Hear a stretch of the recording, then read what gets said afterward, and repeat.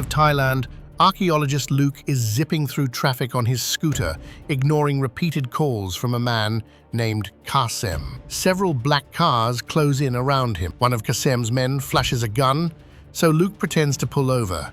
But as soon as the path clears, he takes a sharp turn into a side alley, causing a few of them to crash into street traffic. He leads the chase into a crowded marketplace. Only one man on a bike keeps up. The biker tries to follow, but crashes inside the tight hallway. After rushing down the stairs, Luke exits out the back, but finds Kasem waiting. Kasem's car knocks Luke off the scooter. Locals gather around quickly. Kasem fires his gun in the air, scaring the crowd, then orders his men to chase on foot. Though limping from the crash, Luke pushes forward while bullets whiz past. He calls his team to say he can't catch his flight. They tell him to take the train instead. He darts through another market, grabs a vendor's food cart, and hooks it to a bike, lighting up in flames. The car crashes into a busy road, attracting police attention. Kasem is stopped, ditches the bike, and runs after a moving train, jumping aboard just in time. Later that night, Luke naps in his seat and dreams of finding a golden mask in an old ruin. A woman named Esme is seated across from him. She introduces herself as someone who collects rare artworks. Luke refuses to hand over the item. A man behind him puts him in a chokehold. Esme grabs the tube, and when Luke resists, she kicks him. But he grabs her arm, and she slips out of her jacket and walks away, breaks a plate over the thug's head, and headbutts him, forcing him to let go. He shoves another attacker down and grabs Esme.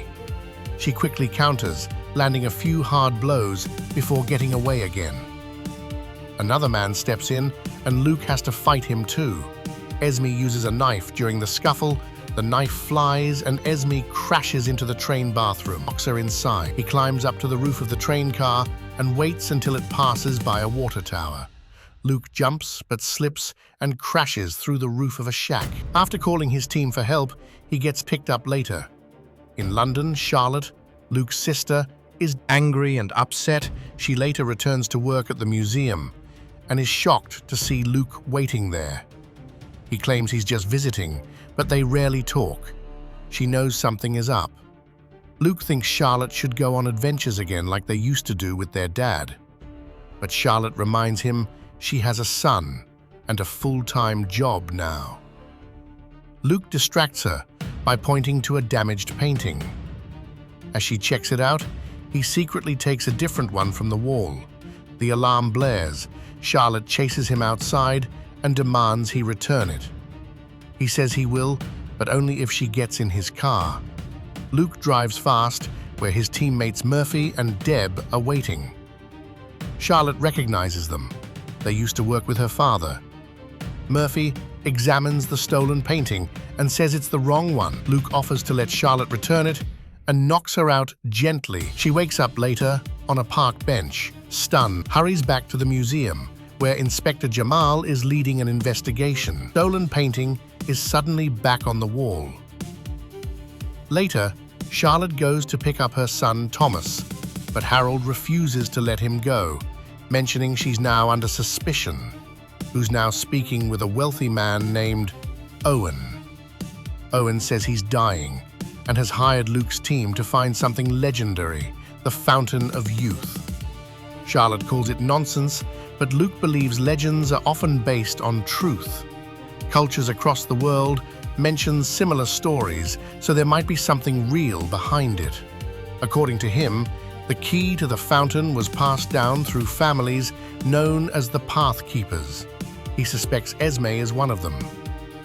Long ago, 6 artists made a secret pact, hiding clues to the fountain's location inside their paintings. These are the artworks Luke has been collecting. Each painting is signed with a Latin phrase meaning 6 and 1, or 6 paintings, 1 path. They're also marked with strange letters. Charlotte realizes The next day, Luke shows up at Thomas's school for his piano recital. Afterward, he tells Charlotte that he's figured out where the real Rembrandt painting is. At first, she's annoyed, but Luke keeps talking until she agrees to join the team on their next mission. Soon, they're aboard a ship off the coast of Ireland. searching for a cruise liner that sank long ago. According to old records, the painting they're looking for was last seen on board, stored in the first-class section. The team uses high-tech underwater drones to carefully cut away part of the wreck and attach flotation tanks to lift it out of the sea. A helicopter soon arrives, dropping Esme and her team onto the floating wreck.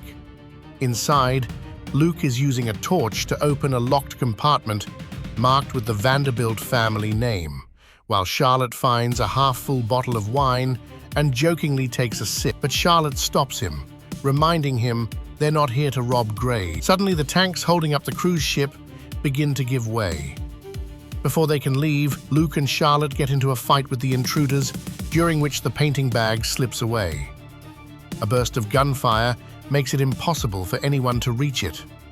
Stray bullets bounce off the ship's walls and damage the helicopter above, forcing it to pull away.